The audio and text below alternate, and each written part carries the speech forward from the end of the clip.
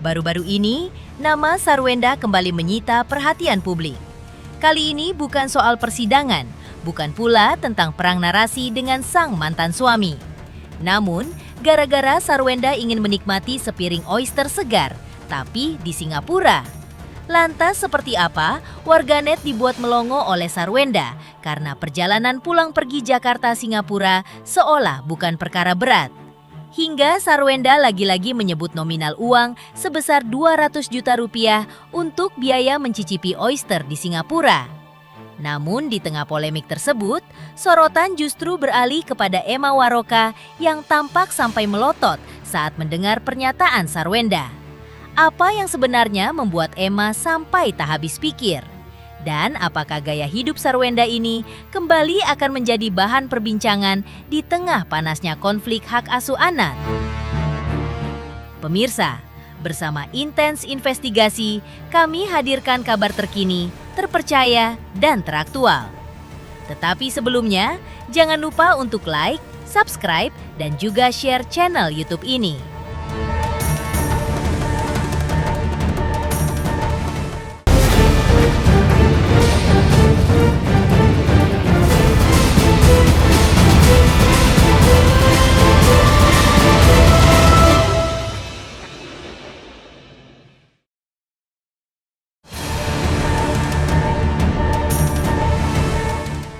Lagi dan lagi, dunia maya kembali dihebohkan oleh aksi kelewat sultan dari mantan istri Ruben Onsu, Sarwenda. Bagaimana tidak?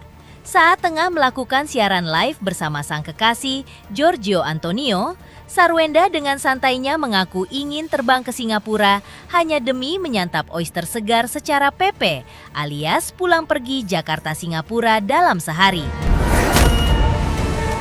Tak sampai di situ, publik dibuat melongo saat Sarwenda kembali menyebut angka fantastis 200 juta rupiah sebagai alasannya.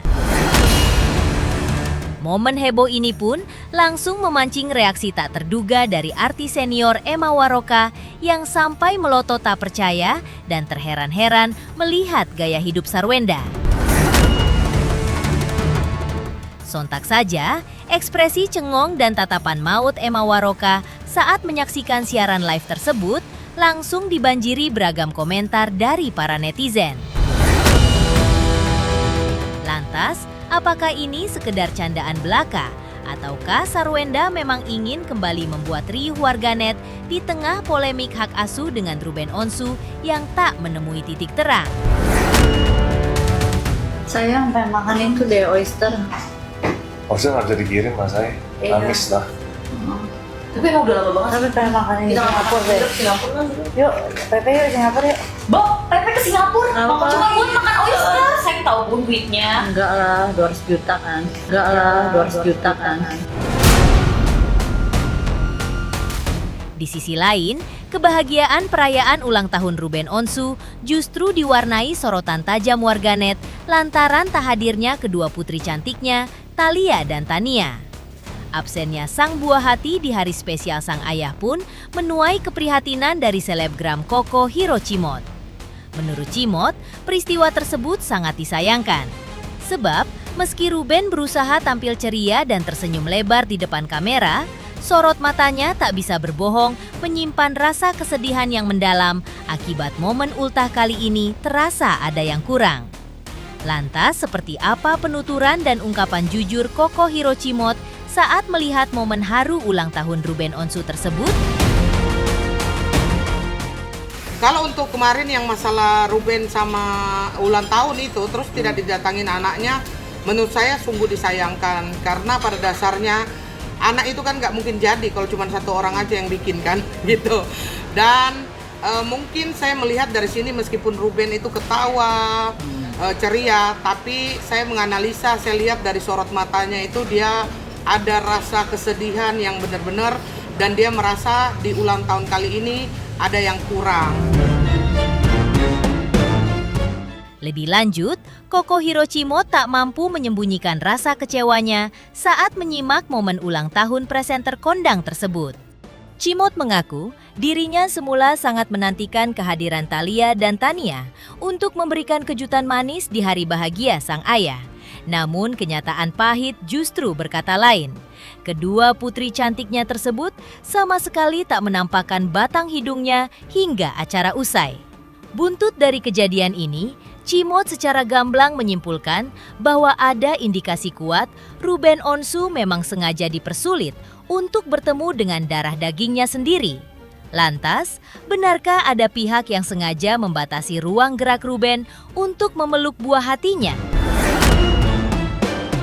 Sebenarnya kan kadang-kadang itu kan dibilang sangat anti kita menyebutkan bahwa tidak dipersulit begitu kan, karena tetapi dengan kenyataan-kenyataan yang ada, ini contoh-contoh yang masalah ulang tahun ini sangat bisa membuat kita tegas bahwa ternyata kita bisa asumsikan bahwa itu dipersulit. Kalau ada persyaratan itu bisa diasumsikan bahwa itu dipersulit gitu. Namanya seorang ayah itu kan kalau kita mau bilang rindu pasti sangat rindu. Apalagi kemarin acara ulang tahun, dia berpikir mungkin itu adalah gongnya, atau mungkin karena setahun sekali mungkin dia akan diberikan kesempatan bertemu dengan kedua anaknya gitu. Tetapi ternyata tidak. Kalau masalah kerinduan, pastilah seorang ayah manapun di dunia ini ketika lama tidak bertemu dengan anak-anaknya pasti akan merasakan kerinduan yang sangat. Atau juga nggak mungkin lomba yang karena bertepatan dengan 17 Agustus, nggak mungkin juga mereka itu kelelahan lomba gitu. Jadi saya tidak tahu lagi mungkin alasan apa yang akan dipakai untuk kenapa sih anak-anak sampai nggak bisa ketemu Ruben pada acara ulang tahunnya itu. Sangat menyayangkan, tapi kalau dengan adanya seperti begini, mungkin masyarakat bisa mengartikan bahwa ya jelas udah dipersulit. Kalau ada persyaratan berarti dipersulit. Di balik keprihatinannya, Koko Hiro Cimot pun mengungkap alasan mendalam mengapa dirinya pasang badan dan memberikan dukungan penuh untuk Ruben Onsu. Bagi Cimot, Ruben bukan sekedar figur publik biasa, melainkan sosok pribadi yang sangat baik, berhati mulia, dan patut dijadikan panutan. Dedikasi serta etos kerja kerasnya yang tak pernah padam di panggung hiburan, ditambah rasa cinta dan kasih sayangnya yang begitu luar biasa kepada keluarga, membuat sosok Ruben sangat layak untuk dibela dan didukung. Dukungan moral ini pun menjadi bukti nyata bahwa kebaikan serta ketulusan hati seorang Ruben Onsu akan selalu memancarkan simpati dan cinta dari orang-orang di sekitarnya.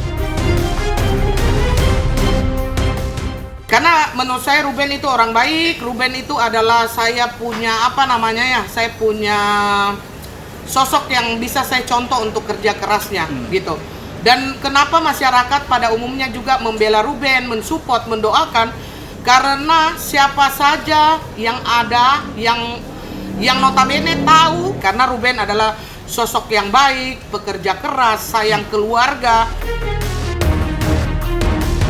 Bongkar alasan di balik absennya Thalia dan Tania di hari ulang tahun Ruben Onsu. Seperti apa pula, Minola Sebayang sebut ada syarat sepihak yang melanggar hukum. Mengapa pihak Ruben menilai aturan tersebut menyalahi prinsip kesepakatan?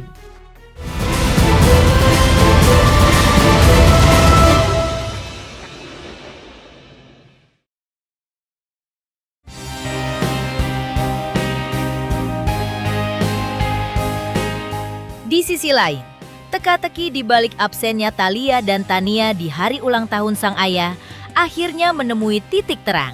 Ya, kuasa hukum Ruben Onsu, Minola Sebayang, akhirnya angkat bicara memberikan klarifikasi menohok.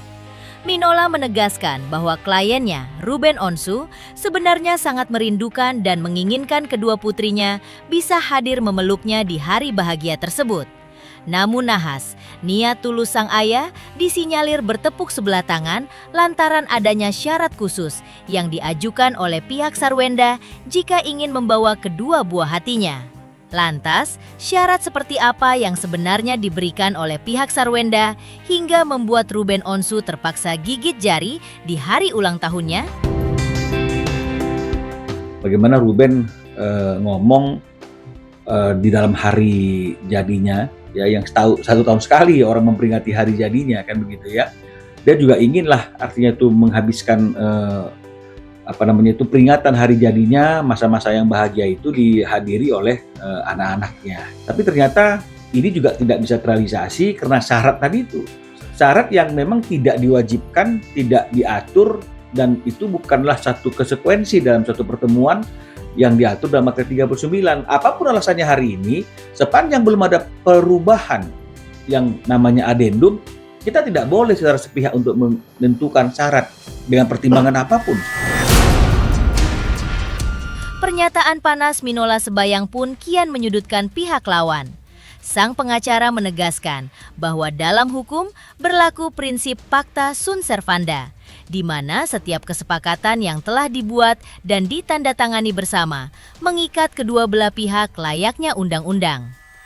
Minola menyindir keras aksi sepihak tersebut dan mengungkapkan bahwa tidak ada satu pihak pun yang boleh seenaknya membuat syarat baru tanpa adanya persetujuan atau kesepakatan bersama.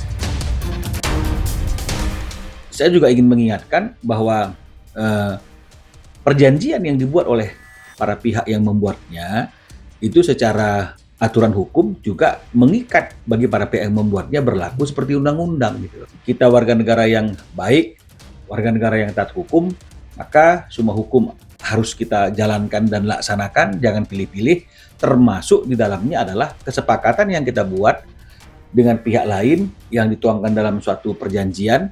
Karena ada Pacta sunt servanda tadi itu, ajas Pacta sunt servanda itu bahwa perjanjian yang dibuat oleh para pihak mengikat dan berlaku seperti undang-undang bagi para pihak yang membuatnya. Aneh sekali dan tentu bertentangan dengan hukum jika kemudian kita masih memberikan syarat-syarat, ya syarat-syarat atas adanya pertemuan antara ayah dan anak atau berkumpulnya antara ayah dan anak. Duka terselubung di balik senyuman Ruben Onsu kian terasa menyayat hati saat unggahan foto kenangan bersama kedua putrinya kembali menjadi sorotan publik. Menanggapi postingan emosional tersebut, Minola menyebut siapapun yang memiliki nurani dan perasaan pasti akan merasa prihatin dan terenyuh melihat kepiluan hati sang presenter. Betapa tidak, keinginan paling sederhana dari seorang ayah yang hanya ingin merayakan hari jadinya, ditemani gelak tawa buah hatinya sendiri, justru harus terkikis kenyataan pahit.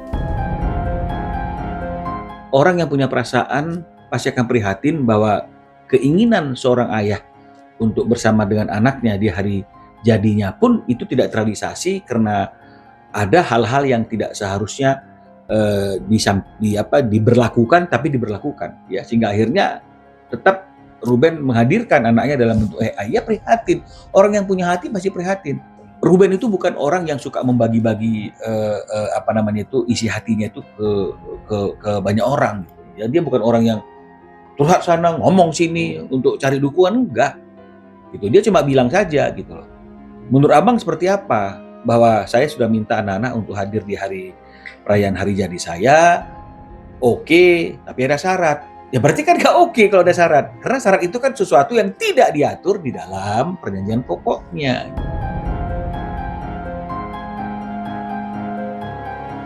Tulis pesan mendalam soal pentingnya attitude dan karakter ketimbang jabatan. Seperti apa?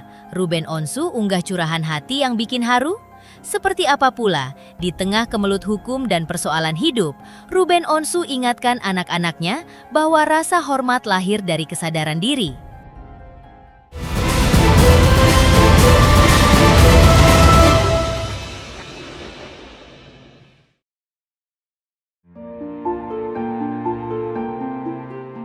Seolah tak mampu lagi menampung desakan emosi di dada, Ruben Onsu mendadak mengunggah sebuah pesan misterius, namun penuh makna mendalam di akun media sosial pribadinya.